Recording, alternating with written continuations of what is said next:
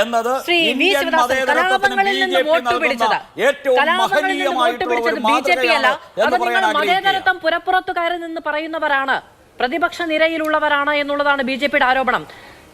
BJP അധികാരത്തിൽ വന്നതിന് ശേഷം, നരേന്ദ്രമോദി അധികാരത്തിൽ വന്നതിന് ശേഷം സമന്വയത്തിലൂടെ ഉണ്ടായ വിധി എന്നാണ് 2019 നവംബർ 19 പുറത്തു വന്ന സുപ്രീം കോടതി വിധിയെ പോലും അദ്ദേഹം വിശേഷിപ്പിക്കുന്നത്.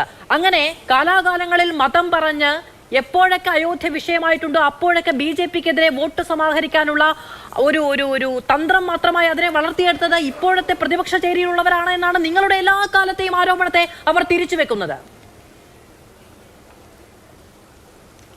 മതരാഷ്ട്രവാദികളുടെ സമാധാനവാദം കേൾക്കുമ്പോൾ പൊട്ടിച്ചിരിക്കുകയല്ലാതെ മറ്റൊന്നും ചെയ്യാനില്ല. കാരണം ഗാന്ധിജിയുടെ നെഞ്ചിലേക്ക് വെടിയുതിർക്കുന്നതിന് വേണ്ടി നടന്നുപോയ ചെറുപ്പക്കാരൻ നിറഞ്ഞ പുഞ്ചിരിയോടെയും വിനയത്തോടു കൂടിയാണ് നടന്നു പോയിരുന്നതെന്ന് ഓർമ്മിക്കുക. ഗുജറാത്തിൽ കൊല ചെയ്യപ്പെട്ടിട്ടുള്ള നൂറുകണക്കിന് വരുന്ന പാവപ്പെട്ട മനുഷ്യരുടെ ചോര, അവിടെ ബിൽക്കീസ് ബാനു വന്ന യുവതി, എത്രയെത്ര ആളുകളുടെ ചോരയുടെ കഥകളാണ് നരേന്ദ്രമോദി മുഖ്യമന്ത്രിയായപ്പോൾ ഗുജറാത്തിൽ നാം കേട്ടത്. മണിപ്പൂര് ഇപ്പോഴും ഉണങ്ങാത്ത മുറിവായിട്ട് നിൽക്കുകയാണ്.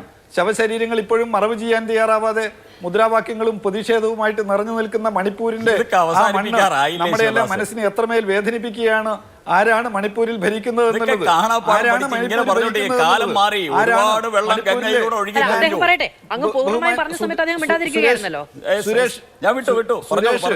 സുരേഷ് പറയുമ്പോ ഞാൻ ഒന്നും പ്രതികരിച്ചില്ല. മണിപ്പൂർ എന്ന് പറയുന്ന ആ സംസ്ഥാനത്തിനകത്ത് ഇപ്പോഴും നടന്നുകൊണ്ടിരിക്കുന്ന കലാപങ്ങളുടെ ആഴവും പരപ്പും വിശദീകരിക്കേണ്ടതില്ല.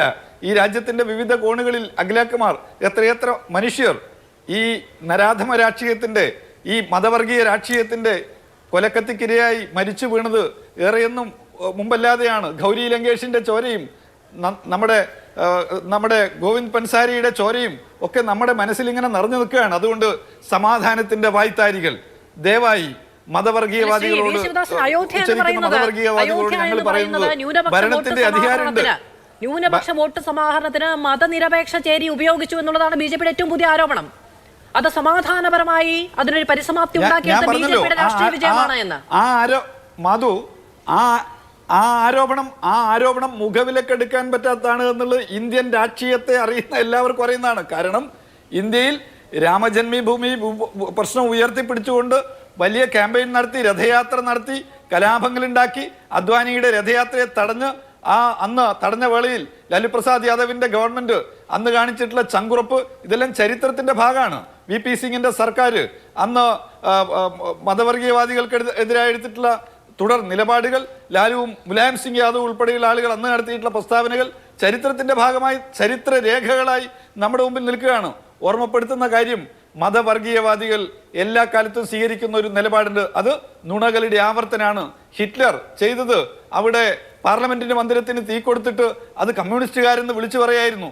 നരേന്ദ്രമോദിയുടെ ശിഷ്യഗണങ്ങൾ ചെയ്യാനിരിക്കുന്നതെല്ലാം മുസോളിനിയിൽ നിന്നും ഹിറ്റ്ലറിൽ നിന്നും പഠിച്ച പാഠങ്ങൾ മാത്രമായിരിക്കും. ഇന്ത്യൻ പാർലമെന്റ് മന്ദിരത്തിൽ സമീപകാലത്തുണ്ടായിട്ടുള്ള സംഭവങ്ങളും അതിനോട് ചേർത്ത് കിട്ടാൻ പോകുന്ന ഭാഷ്യം ഇപ്പോൾ സുരേഷ് പറഞ്ഞ് അവസാനിപ്പിച്ചായിരിക്കും. അതാണ് ഞാൻ തുടക്കം മുതൽ പറയുന്നത്.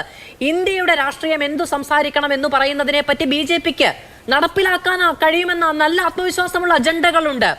ഇത്രയും കാലം രാമജന്മഭൂമിയിൽ ഇവിടെ ഒരു ക്ഷേത്രം ഉയർന്നു കഴിഞ്ഞിരിക്കുന്നു. ഇന്ത്യ സമാധാനം പ്രാപിച്ചിരിക്കുന്നു. തീർച്ചയായും പോയ കാലങ്ങളിൽ കലാപങ്ങൾക്ക് കാരണമായ പ്രശ്നം അവസാനിപ്പിച്ചിരിക്കുന്നു. അത് അവരുടെ രാഷ്ട്രീയ വിജയമാണ് എന്നുള്ളതാണ് അടുത്ത ലോക്സഭാ തെരഞ്ഞെടുപ്പിന് മുമ്പുള്ള അവരുടെ സ്റ്റേറ്റ്മെന്റ്. നിങ്ങൾ ഈ പറയുന്നതൊന്നും കേരളത്തിനപ്പുറത്ത് ആരും കേൾക്കില്ല.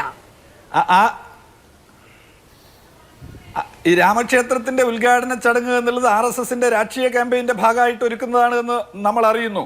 VHP ആണ് അതിന്റെ സംഭാവന സ്വീകരിച്ചിട്ടുള്ള ആളുകളിൽ ഒന്ന് എന്ന് കോൺഗ്രസിന്റെ നേതാവായിട്ടുള്ള ദിഗ്വിജയ് സിംഗ് തന്നെ പറഞ്ഞിട്ടുണ്ട്. അദ്ദേഹം 1,11,111 രൂപ രാമക്ഷേത്ര നിർമ്മാണത്തിന് ബാബരി മസ്ജിദ് പൊളിക്കാൻ പോയ ആളുകളുടെ കൈകളിലേക്ക് കൊടുത്തു. ആ കൊടുത്ത മനുഷ്യൻ പറഞ്ഞത് അത് ഏറ്റുവാങ്ങിയത് VHPയുടെ നേതാക്കന്മാരാണ് എന്നുള്ളതാണ്. മധ്യപ്രദേശിലെ കമൽനാഥ് 11 വെള്ളി ഇഷ്ടികകൾ ഞങ്ങൾ കൊടുത്തിട്ടുണ്ട് എന്ന് പറയുണ്ടായി. ഇങ്ങനെ പറഞ്ഞവരൊക്കെ ആരെയാണ് ഏൽപ്പിച്ചതെന്ന് നോക്കിക്കഴിഞ്ഞാൽ അതിന്റെ ചിത്രം വ്യക്തമാവുന്നതേ ഉള്ളൂ. അതുകൊണ്ട് RSSന്റെയും VHPയുടെയും രാഷ്ട്രീയം എന്താണ് എന്നൊന്ന് നിങ്ങൾ നിരീക്ഷിക്കുക. കാശി മധുര ബാക്കി ഹേ എന്ന മുദ്രാവാക്യം ഉത്തരേന്ത്യയിലൊക്കെ ഇപ്പം മുഴങ്ങുന്നുണ്ടല്ലോ. ഒപ്പം കൂട്ടിച്ചേർക്കുന്ന ഒന്നെന്താന്ന് വെച്ചാൽ ഈ ബാക്കി ഹേ എന്ന് പറയുമ്പോൾ അവർ നടത്താൻ പോകുന്ന പദ്ധതി എന്താണ് എന്നുള്ളത് നമ്മുടെ രാജ്യത്തിലെ ജനങ്ങൾക്ക് കൃത്യമായി മനസ്സിലാക്കാൻ കഴിയും. ഇപ്പോ BJP-യുടെ അജണ്ടയുടെ പ്രചാരകരാരാണ്? നിങ്ങൾ ടൈംസ് നൗവിന്റെ ചർച്ച ശ്രദ്ധിക്കുക, അല്ലെങ്കിൽ NDTV ഉൾപ്പെടെയുള്ള മാധ്യമങ്ങളുടെ ചർച്ച ശ്രദ്ധിക്കുക. ഇവരൊക്കെ ഒരക്ഷരം പോലും BJP-യുടെ സർക്കാരിനെതിരായിട്ട് സംസാരിക്കാൻ തയ്യാറാവുന്നില്ല. ഭയമാണ്, ഭയന്ന് നിൽക്കുന്ന നിലവിളിക്കുന്ന മാധ്യമങ്ങളെയാണ് കാണുന്നത്. എന്തെങ്കിലും പ്രതികരിച്ചു കഴിഞ്ഞാൽ പ്രബീർ പുർക്കായസ്തിയുടെ അനുഭവം ഉണ്ടാവുന്ന ഈ മാധ്യമ വിശാരദന്മാരെല്ലാം പേടിക്കുകയാണ്. അല്പമെങ്കിലും പ്രതികരിച്ചിരുന്ന ടെലഗ്രാഫിന്റെ എഡിറ്ററായിരുന്ന രാജഗോപാലിനെ സ്ഥാനത്ത് നിന്ന് മാറ്റിയ വാർത്തയും നമ്മൾ അറിയുകയാണ്. മാധ്യമങ്ങളെ എല്ലാം IT ED മൂർത്തികളെ ഉപയോഗപ്പെടുത്തിക്കൊണ്ട് പിടിച്ചു കുലുക്കുകയാണ്. അതുകൊണ്ട് വൻകിട കോർപ്പറേറ്റുകളിൽപ്പെട്ട അവരുടെ സ്ഥാപനങ്ങളായിട്ടുള്ള മാധ്യമങ്ങൾക്ക് ചലിക്കാനാവുന്നില്ല. എല്ലാം മോദി എന്ന് പറയുന്നു, അത് ഏറ്റുപാടുക മാത്രമാണ്. കർഷക സമരത്തിൽ പങ്കെടുത്തിട്ട് ആളുകൾ പറഞ്ഞത് എന്താ? ഗോദി മീഡിയ എന്നാണ് അവർ മാധ്യമങ്ങളെ വിശേഷിപ്പിച്ചത്. നിങ്ങൾ ഇങ്ങോട്ട് വരണ്ട, ഞങ്ങളുടെ സമരത്തെക്കുറിച്ച് നിങ്ങൾ റിപ്പോർട്ട് ചെയ്യണ്ട, ഞങ്ങൾക്ക് നിങ്ങളോട് അശേഷം ബഹുമാനമില്ല, നിങ്ങളുടെ സഹായം ഞങ്ങൾക്ക് ആവശ്യമില്ല, നിങ്ങൾ ഗോദി മീഡിയയുടെ ആളുകളാണെന്ന് കർഷകർ എങ്ങനെയാ പറഞ്ഞത്? അവർക്കറിയാം ഈ നാട്ടിലെ മാധ്യമങ്ങൾ ലാഭാർത്ഥി പൂണ്ട് പ്രവർത്തിക്കുന്നവരാണ്. ലാഭാർത്ഥിയാൽ പോകുന്ന ആളുകൾക്ക് നീതിയും നിയമമൊന്നും നോക്കാൻ പറ്റില്ല, ലാഭം മാത്രമാണ് നോക്കുക. അതുകൊണ്ട് ലാഭത്തിന് കുറവ് വരും. ആരെ വിമർശിച്ചാൽ, മോദിയെ വിമർശിച്ചാൽ പത്രങ്ങളുടെ മുഖ്യ വരുമാനം എന്നുള്ളത് മോദിയുടെ പരസ്യമാണ്. പരസ്യം കിട്ടിയില്ലെങ്കിൽ, മോദി സർക്കാരിന്റെ പരസ്യം കിട്ടിയില്ലെങ്കിൽ എന്താണ് സംഭവിക്കുക എന്നറിയോ നിങ്ങൾക്ക്? ഈ രാജ്യത്ത് കർഷകർക്ക് കൊടുത്ത പെൻഷന്റെ 10 ഇരട്ടി തുകയാണ് മോദി പെൻഷന് വേണ്ടി കൊടുത്തിട്ടുള്ളത്. നിങ്ങൾ അറിയോ? ഇപ്പൊ റെയിൽവേയിൽ ഇപ്പൊ ഒരു കണക്ക് പുറത്തു വന്നിട്ടുണ്ട്. സെൽഫി പോയിന്റുകൾ ഉണ്ടാക്കാൻ, മോദിയോടൊപ്പം നിന്ന് ഫോട്ടോ എടുക്കുന്ന സെൽഫി പോയിന്റുകൾ ഉണ്ടാക്കാൻ വേണ്ടി, രാമക്ഷേത്രത്തിലേക്ക് പോകുന്നവർക്ക് സെൽഫി പോയിന്റ് ഒരുക്കാൻ വേണ്ടി സെൻട്രൽ റെയിൽവേ മാത്രം ചെലവഴിച്ചിട്ടുള്ളത് 200 കോടിയിലധികം രൂപയാണ് എന്നുള്ളതാണ് കണക്കുകളിലൂടെ നമുക്ക് വ്യക്തമാക്കാൻ കഴിഞ്ഞത്. 200 കോടി രൂപ, 2000 കോടി രൂപയിലധികമാണ് സീനിയർ സിറ്റിസൺസിന് കൊടുത്തിരുന്ന ആനുകൂല്യം കവർന്നെടുത്തിട്ട് പിടിച്ചെടുത്തത്. ഇവിടെ ഇരിക്കുന്ന ഈ ചർച്ചയിൽ പങ്കെടുക്കുന്ന ആളുകൾ പോലും ഒരുപക്ഷെ 60 വയസ്സ് കഴിഞ്ഞവരുണ്ടോ എന്ന് എനിക്കറിയില്ല, ഉണ്ടാവുമെന്ന് ഞാൻ കരുതുകയാണ്. അവർക്കൊക്കെ കിട്ടുമായിരുന്ന ആനുകൂല്യങ്ങൾ അത് BJP-യോ കോൺഗ്രസോ മാർക്സിസ്റ്റോ ഒന്നുമില്ല. ആ 60 വയസ്സ് കഴിഞ്ഞവർക്കൊക്കെ കിട്ടിയിരുന്ന റെയിൽവേയിലെ ആനുകൂല്യങ്ങൾ മുഴുവൻ കവർന്നെടുത്തു.